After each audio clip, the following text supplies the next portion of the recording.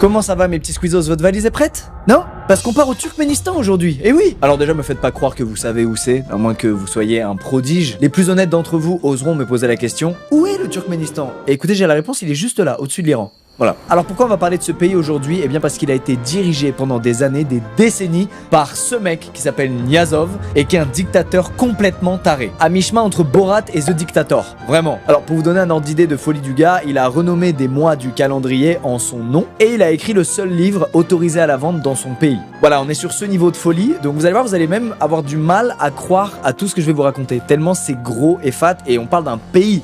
On parle pas d'un village. Attendez, je vois bien que vous hésitez entre regarder la suite de la vidéo et jouer à un jeu mobile. Eh bien si j'étais vous, je partirais sur la seconde option et j'installerais immédiatement Genshin Impact, le célèbre open world RPG développé par Hoyoverse sur PC, mobile et PS4, PS5 en free-to-play. Pêcher, nager, plonger, escalader, cuisiner, combattre. Vous allez mener une sacrée vie sur Genshin Impact. Et c'est le bon moment pour s'y mettre puisque la mise à jour 4.2 vient de sortir avec son lot de nouveautés. Deux nouveaux personnages font leur apparition, Furina et Charlotte. Allez donc voir leur histoire et leurs compétences pour découvrir si Madame Furina survivra à la condamnation à mort de Neuvillette. Oh non. Il y a aussi des nouvelles quêtes d'archon et d'histoire avec en prime la résolution de la crise primordiale si. Mais c'est pas tout, bien entendu, il y a aussi des nouvelles régions, des nouveaux boss et une toute nouvelle arme. Waouh. C'est l'occasion de reprendre le jeu, de se faire une nouvelle team exceptionnelle, alors n'hésitez plus et téléchargez Genshin Impact via le QR code qui s'affiche à l'écran ou en cliquant sur le lien disponible en description. Merci à Hoyoverse d'avoir sponsorisé la vidéo, on passe tout de suite à l'histoire.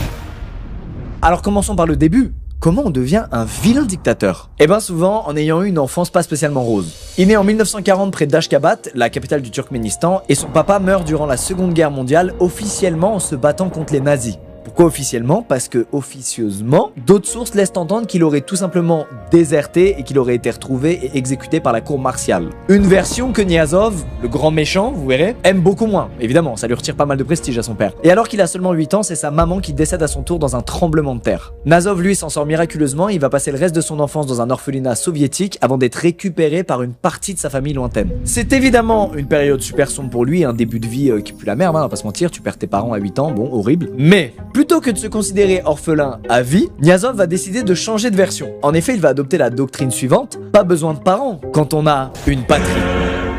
Alors, c'est vrai que c'est très épique, hein, dit comme ça, mais j'ai pas vraiment compris le rapport, je veux dire, l'un n'empêche pas l'autre. Mais écoutez, c'est comme ça qu'il voit les choses. Dès qu'il a la vingtaine, il s'engage donc auprès du Parti communiste, qui est le seul parti autorisé dans son pays à l'époque, hein, je vous rappelle qu'on est à l'époque de l'URSS, donc le choix est vite fait. Il poursuit ensuite des études d'ingénieur qu'il va aller essayer de valider en Russie en 1967, sauf qu'il est rapidement dégagé puisqu'il est à chier. Niazov le nulos va donc retourner chez lui au Turkménistan et continuer sa route en politique. Et pour le coup c'est plutôt bien vu parce que là il est doué et ça lui réussit vraiment bien. Il gravit tous les échelons et finit par devenir premier secrétaire du parti en 1985 et l'équivalent de président en 1990. À partir de là donc il peut pas vraiment aller plus haut à moins d'aller directement détrôner le boss de l'URSS, Gorbatchev. Alors il va pas aller le détrôner directement mais vu qu'il a soif de pouvoir, il va supporter le coup d'état de 1991 donc contre son patron, Gorbatchev. Et de fil en aiguille il va profiter de la chute de l'URSS pour déclarer l'indépendance du Turkménistan. Et devinez quoi, personne ne s'y oppose vraiment, c'est donc ainsi que Niazov devient officiellement dictateur. Félicitations pour ta promotion. Alors il reste quand même une formalité à régler puisque c'est pas non plus complètement une brute. Si, c'est clairement une brute. Il faut tenir des élections. Alors non, il les tient pas par citoyenneté ou envie de démocratie, pas du tout. Il les tient parce qu'il a besoin de rester crédible aux yeux du peuple. Donc en 1992, il se présente.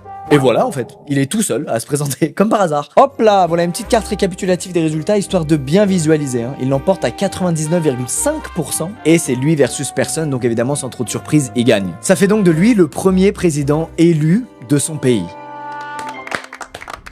Alors je vous arrête tout de suite, être élu président c'est cool, mais lui ça lui suffit pas. Non, lui il veut être beaucoup plus que ça. Donc le premier move qu'il fait, c'est se renommer officiellement en Turkmenbashi, qui veut modestement dire le père de tous les Turkmènes. Et là les amis, c'est le début d'un énorme melon. Probablement lié à un complexe d'infériorité sans égal, probablement lié à ses études ratées d'ingénieur. Bon, alors déjà en bon père des Turkmènes, le premier move qu'il fait c'est tout simplement s'auto-proclamer président à vie. Voilà, il n'y aura pas d'histoire de mandat ou de réélection, ça c'est réglé. Attendez, il le fait quand même toujours en demandant l'avis du peuple. Évidemment, il organise un vote. Et pour cette fois, il obtiendra 99,9% de oui. Ah, Quel homme, c'est fou d'être si populaire et si aimé. Dans un premier temps, Niazov il enfume vraiment son peuple en faisant des moves de mecs sympas. Il rend gratuit l'électricité, le gaz, l'eau et même le sel. Je sais pas pourquoi, mais le sel devient gratos. Au Turkménistan, c'était genre le move à faire pour être apprécié apparemment. Comment peut-il se permettre tout ça? Eh ben parce que le Turkménistan, en vrai, c'est un pays riche. En théorie, grâce à leur immense réserve gazière. C'est juste que la richesse du pays, donc ses ressources gazières, sont entre ses mains à lui, pas celle du peuple. Donc du coup, ça se retranscrit pas trop dans le niveau de vie des gens, la richesse du pays. Quoi qu'il en soit, ces généreux dons vont s'arrêter là. Après ça, y a que de la merde. Niazov, il est pas là pour se faire des copains ou pour faire le bon samaritain. Lui, il est là pour jouer sa meilleure game de SimCity dans la vraie vie. L'éducation? La santé? Amateur. Lui, ce qu'il veut là, maintenant, tout de suite, c'est une putain de statue géante en or, mon pote. Voilà, à son effigie. Là, on est bien. Là, on a Lego. Écoutez-moi bien, cette statue immense se déplace en fonction de la position du soleil, comme un tournesol en fait, pour que son visage soit toujours éclairé par la lumière divine. Si on était en 2020, j'aurais dit est-ce que c'est bon pour vous là? Cette statue lui aura coûté la modique somme de 12 millions de balles. Mais rien n'est trop beau pour Niazov. Parmi les autres travaux urgents à mener dans le pays, sa population a faim. Il y a une famine qui traîne, il faut s'en occuper. Du coup, l'idée de Niazov, c'est de construire un gigantesque palais en marbre blanc, avec des fontaines et tout. Et voilà. Fin. Ah non, à aucun moment je vous ai dit qu'il allait résoudre la famine. Hein. En tout cas, si vous aimez la statue, vous prendrez bien un peu de portrait. Truc typique de dictateur, ça. C'est simple, il y en a à tous les coins de rue, il en fait vraiment installer partout. Et cette enflure, il fait genre que l'idée n'est pas de lui. Il fait le gars modeste. Il va vraiment faire une déclaration dans laquelle il insiste pour dire que lui, personnellement, il est contre l'idée qui est son visage partout, mais qu'il le fait quand même parce que le peuple lui demande. Levez la main ceux qui l'ont demandé. Ah oui. Attendez, il est quelle heure là? Ben, il est l'heure de regarder l'heure sur sa montre Niazov. Oui, il décide vraiment d'offrir cette montre à l'entièreté de ses citoyens. Voilà, comme ça, il n'y a aucun doute sur qui dirige le pays. Le mec est vraiment partout. Évidemment, il s'arrête pas là. Vous pourrez boire de la vodka Niazov, du thé Niazov, vous pourrez vous parfumer avec du Niazov. Il va même jusqu'à renommer une météorite à son nom. C'est-à-dire, le mec a un boulard intergalactique. C'est magnifique, je suis ému, putain. Heureusement, quand tu rentres chez toi, tu peux quand même arrêter de voir Niazov partout et te mettre un bon docu à la télé. Non, il n'y a pas de logo à la TF1 France 2. Non, le logo de la chaîne là-bas, c'est un blason en or à son effigie. Voilà. Au JT, évidemment, dans le générique, qu'est-ce qui apparaît? Niazov. Bien sûr, c'est connu, tout bon dictateur contrôle les médias, donc du Niazov à la télé, vous allez en bouffer. Même dans le générique du 20h. Il est là. Il veille sur vous. Et quand c'est pas des news sur lui ou de la musique qui chante ses louanges, il y a des retransmissions live méga cringe de lui qui gère des affaires dans son bureau. Et qui d'ailleurs, un peu trop souvent, interrompt tout le monde pour se mettre à réciter des poèmes. Le mec est fan de poèmes. Dites-vous que tout tourne tellement autour de lui qu'en 2006, le Turkménistan, c'est l'un des seuls pays du monde à ne pas avoir acheté les droits à la FIFA pour diffuser la Coupe du Monde de foot. Et vu qu'on est quand même dans une dictature, ne l'oublions pas, il met très souvent en scène à la télé des prisonniers politiques. Soit pour les forcer à avouer leur tort, c'est-à-dire de pas être d'accord avec lui, soit pour les gracier. Alors évidemment, c'est que du bluff pour avoir l'air cool, il a jamais libéré un prisonnier politique sans avoir pris un énorme chèque du pays en question. Et oui, n'oubliez pas qu'il a besoin d'argent, ça coûte cher d'entretenir une statue comme ça, bordel. Bon, vous avez compris, le mec a un boulard sans limite et il est sacrément insécure. Mais là, le Niazov, il va aller encore plus loin. Les choses vont vraiment devenir bizarres, comme si elles n'étaient pas déjà. Alors déjà, pour poser les bases, il change l'hymne du pays pour mettre ses propres paroles, dans lesquelles évidemment il insiste bien pour dire que si le pays est grand et se porte bien, c'est grâce à lui, à 100%. Son hymne fait vraiment un truc genre « Allons enfants de la patrie, je suis le meilleur ».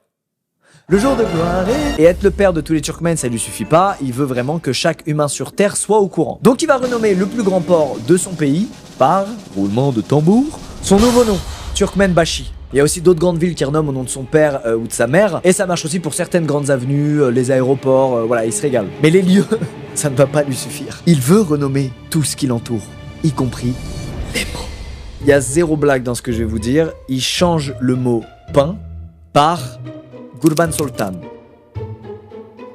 C'est le nom de sa daronne. Maintenant à la boulangerie, vous ne demandez pas du pain, vous demandez la daronne de Niazov.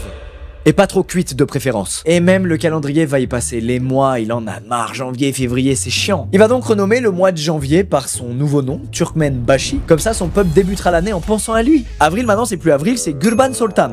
Oui, c'est le prénom de sa mère encore. Oui, maintenant, pain et avril, c'est la même chose. Et laissez-moi vous parler de septembre. Septembre. Ça s'appellera maintenant Runama.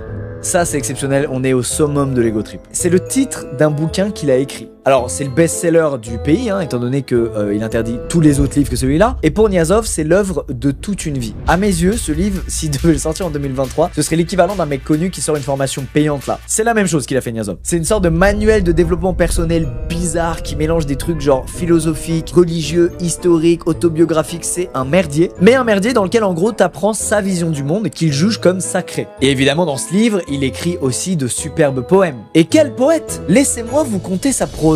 Je suis votre sauveur. Ma vision est claire. Je vois tout. Si vous êtes honnête, je le vois. Si vous faites le mal, je le vois aussi.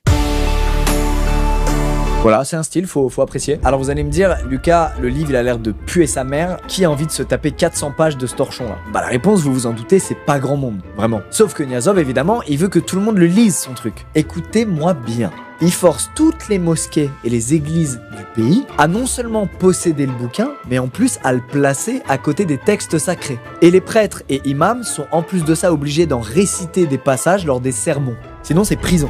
Ça vous va? Et Niazov, il est persuadé que si on consulte son texte régulièrement, déjà on deviendra super intelligent, mais en plus ça nous assure direct une place au paradis. Hein. Par contre, il précise que ça marche que si on lit le livre 3 fois de suite.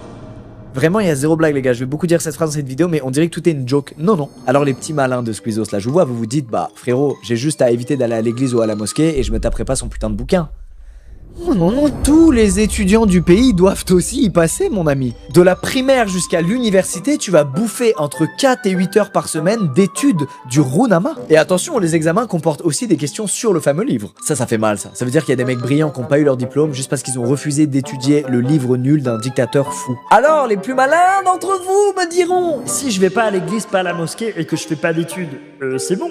Eh ben mon frérot, si t'as une voiture, c'est mort. Parce que même pour passer le permis de conduire, il faut connaître ce livre. Allez hop, entre 2 priorités à droite et une question sur le niveau d'huile d'un moteur, tu vas devoir raconter la mort héroïque de son père. Tu sais pas? Tu rentres à pied. En vrai, même si t'as ni éducation, ni religion, ni voiture, tu finiras quand même par te le bouffer ce putain de livre. Par exemple, dans la capitale, il s'est fait un petit kiff. Une nouvelle statue. Statue de quoi? Du livre! Regardez-moi cette merde. Elle est géante et elle est animée. Et à l'intérieur, on y découvre des vidéos de lui qui récite certains passages du bouquin. Waouh! Fais pas cette tête, toi, à droite, tu vas te faire exécuter. Bon, là, c'est même plus un hashtag, c'est du forcing absolu. Évidemment que le truc peut être que un best-seller, sans déconner. Sa dernière petite folie, dans son élan de promotion pour ce livre sacré, c'est de l'envoyer en orbite. Voilà. En 2005, il l'envoie en orbite pour, je cite, conquérir l'espace. Non, non, ils l'ont vraiment foutu dans une mini-capsule avec un drapeau du Turkménistan. Et hop, direction Baïkonour pour l'attacher à une fusée. Et d'ailleurs, depuis ça, il est persuadé que le Turkménistan fait donc partie du club fermé des puissances spatiales.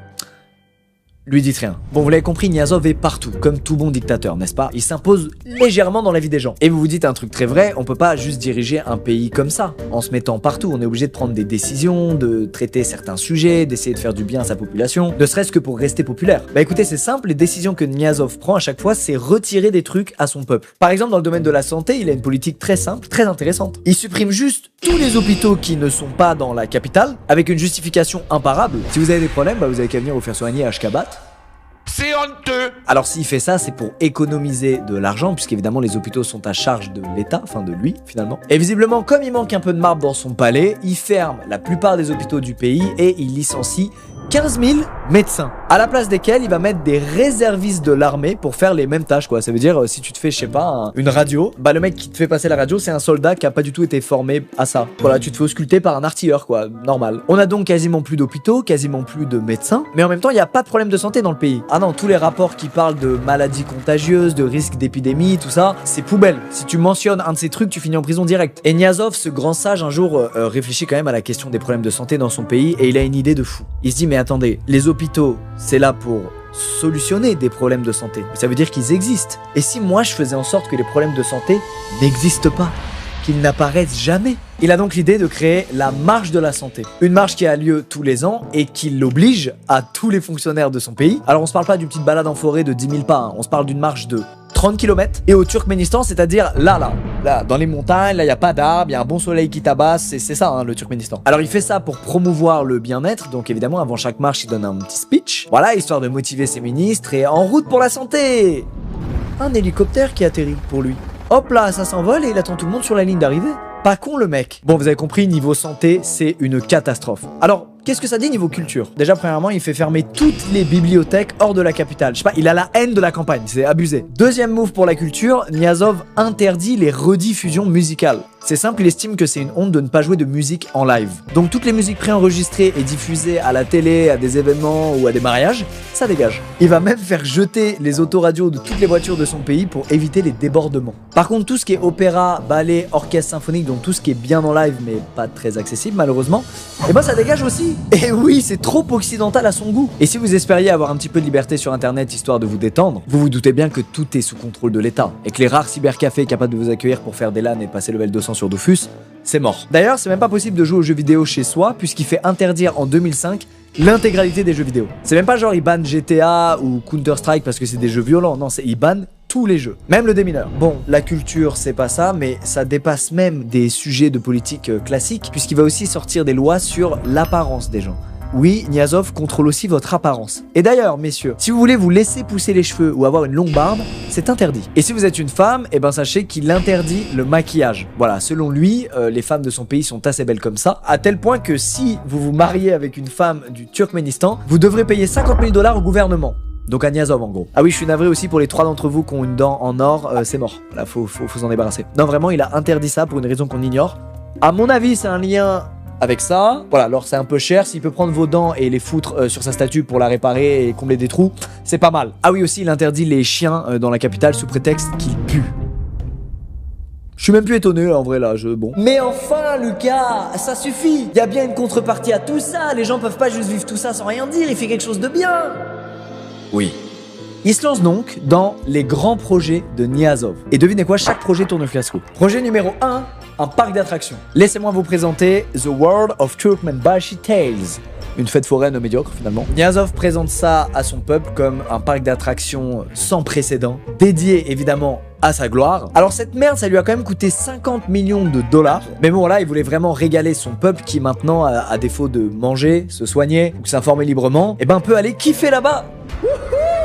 Deuxième projet de Niazov, ouvrir un zoo. Évidemment, attraction touristique phare. Niazov, il se dit qu'ouvrir un zoo en plein désert, je le rappelle, hein, le Turkménistan, c'est ça, c'est une bonne idée. Et d'ailleurs, le premier animal auquel il pense quand il veut ouvrir ce zoo, c'est le pingouin. Et pourquoi pas? Il mandate donc une entreprise turque pour construire ce zoo, et heureusement, ça n'aboutira pas. Voilà, pour des raisons que j'ignore, ça s'est pas fait. Projet numéro 3. Qu'est-ce qui peut manquer dans un désert et qui ferait un bon divertissement pour les gens? Un lac. Vous ne rêvez pas, Niazov imagine bel et bien un lac gigantesque en plein milieu du désert. On parle d'un chantier qui s'étendrait sur plus de 2000 km². Voilà, on se parle pas d'une flaque là, d'un petit lac, on se parle d'un truc qui fait littéralement 4 fois le lac Léman, qui est immense. Alors foutre autant d'eau au milieu du désert, c'est oui une idée de merde, mais surtout c'est infaisable. Ou du moins c'est un projet titanesque qui coûterait plusieurs milliards de dollars à réaliser tellement c'est démesuré. Écoutez, Niazov va au bout de ce projet et il l'appelle le lac de l'âge d'or. Alors les spécialistes ont beau lui expliquer que la majorité de l'eau du lac va s'évaporer avec le temps à cause de la chaleur, et qu'en plus le lac sera contaminé à balles par les pesticides de l'agriculture, Niazov s'en bat les couilles. Tous les scientifiques et les ouvriers là-bas, ils s'y collent. D'ailleurs, c'est même pas des ouvriers, il envoie directement tous les vieux du pays creuser le lac. Voilà. Et spoiler, il a beau avoir cramé des thunes dans tous les sens pour ce projet, ça a bien foiré puisqu'aujourd'hui le lac a 7 gueules. Voilà. Perso, je vois ni lac, ni âge d'or. Mais bon, à la limite, je vois Shrek au milieu du lac. Alors, les pingouins, ça prend pas. Le lac, ça prend pas. Qu'est-ce qu'on pourrait faire en projet numéro 4? Un palais de glace. C'est pas une blague, bordel! Il veut premier degré faire construire un palais de glace géant. Il se dit que ce sera super, que ça attirera beaucoup de touristes, et qu'en plus c'est une super opportunité pour les enfants d'apprendre à skier. Et oui, vous savez, les mêmes enfants qui galèrent à bouffer car c'est une putain de dictature. Faire du patin à glace, c'est la priorité, il a raison Niazov. Bon, comme d'hab, j'imagine que plein de gens se doutaient dès le départ que c'était une idée de merde, mais ils ont quand même bossé sur le truc parce qu'ils avaient pas le choix. Mais écoutez, c'est la réalité qui a fini par le stopper, puisque bah des blocs de glace en plein désert, ça fond. No shit. Et tout ça nous amène au 5e et dernier projet des grands projets de Niazov. Oui, après qu'aucun de ces projets n'ait vu le jour, Niazov se rabat finalement sur quelque chose de beaucoup plus simple. Célébrer un fruit qu'il adore et dont il est fier. Devinez de quel fruit il s'agit? Le melon. En plus de son melon gigantesque, il a décidé que sa vie serait une caricature jusqu'au bout. Bah oui, comme d'hab, il peut pas s'en empêcher, il va renommer la variété la plus populaire de melons de son pays, en avant donc pour la fête des melons Turkmenbashi, qui, je cite, sont reconnus pour leur goût et leur taille massive. Chaque deuxième dimanche du mois d'août, c'est donc la fête nationale du melon. Enfin pas Oud, pardon, Oud n'existe plus. Maintenant là-bas c'est Alparslan, un ancien empereur que Niazov admire. Écoutez, j'ai quasi fini de vous lister toutes les dingueries que ce mec a fait. Mais là vous vous dites, putain, comment ce clown a pu régner pendant des années sur son pays? Bah la réponse est simple, avec la terreur. C'est drôle de voir tous ces projets et toutes ces idées de merde et de voir globalement à quel point ce mec est con en fait. Mais derrière ça reste un gars qui maltraite ses citoyens, qui est tyrannique et qui domine tout le monde avec une main de fer. Il s'assure de bannir tous les partis d'opposition, la presse libre est évidemment interdite, impossible de dire le moindre truc négatif sur lui. Le seul moyen de le bouger de là, malgré toutes les dingueries qu'il fait, ce serait littéralement de le buter. C'est littéralement la seule solution. Et ça, certains opposants l'ont bien compris. À tel point qu'en 2002, il va échapper de justesse à une tentative d'assassinat, ce qui va le rendre encore plus ferme et plus dur politiquement parlant. C'est donc la nature, 4 ans plus tard, en 2006, qui finira par s'occuper de lui. Niazov décède d'une crise cardiaque, dans son palais en marbre, et fin de l'histoire. C'est peut-être la seule chose qu'il pouvait pas contrôler après 16 ans de règne dans son pays à faire absolument n'importe quoi. Et finalement, c'est un beau coup du sort quand on sait qu'il avait fait fermer tous les hôpitaux en dehors de la capitale. Voilà, finit lui-même par mourir d'une crise cardiaque, magnifique. Alors la suite est quand même pas mal intéressante, parce qu'habituellement quand un dictateur meurt, c'est l'un de ses enfants qui reprend le règne. Sauf que Niazov, il a étonnamment aucun successeur puisqu'il s'est embrouillé avec ses enfants. Qui fait donc tourner le pays suite à sa mort, encore aujourd'hui? Son dentiste, un mec au nom imprononçable, Bermidou Amedo je crois, et qui va être élu à 89%, sûrement dans une élection, une fois de plus très fair play. Alors ce mec là, sans trop de surprise, va rapidement effacer les traces gênantes de Niazov, Fini les rues et les villes nommées après lui, fini les mois du calendrier, t'as plus besoin de réciter des poèmes pour passer ton permis, et vu que lui il aime bien les animaux, il lève l'interdiction des chiens et il fait même ériger une statue de chien en or dans la ville. Non, statue en or? Ça recommence? Hop là, faites-moi un tonnerre d'applaudissements pour cette nouvelle statue à son effigie. Les voitures noires sont maintenant bannies car elles portent malchance. Incompréhensible ce move. Et ce qui est pire avec lui, c'est que contrairement à Niazov qui est un dictateur tyrannique assumé, lui, il essaie d'avoir l'air cool. Il y a rien de plus cringe qu'un vieux qui essaie d'avoir l'air cool auprès des jeunes. Là par exemple, on peut le voir rapper à la gloire du pays accompagné de son petit-fils. Je vous laisse savourer un peu, c'est délicieux.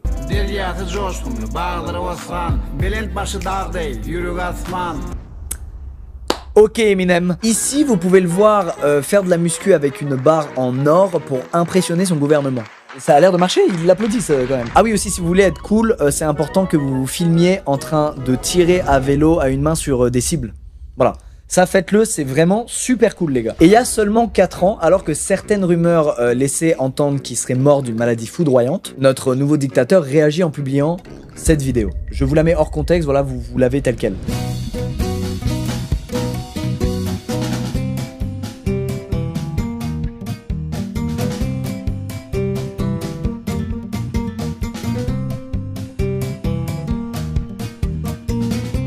Vous ne rêvez pas, il fait des donuts à côté de ce qu'on appelle la porte de l'enfer. Alors il n'y a pas d'effets spéciaux ou quoi, c'est un vrai truc qui existe, c'est un cratère rempli de gaz qui est en feu depuis les années 70 et qu'ils n'arrivent pas à éteindre. C'est le Turkménistan, c'est rien. Et donc voilà, c'est ce très cher dictateur qui montre qu'il est bien vivant et plus que jamais, puisqu'il fait des donuts à côté d'un des endroits les plus dangereux du monde.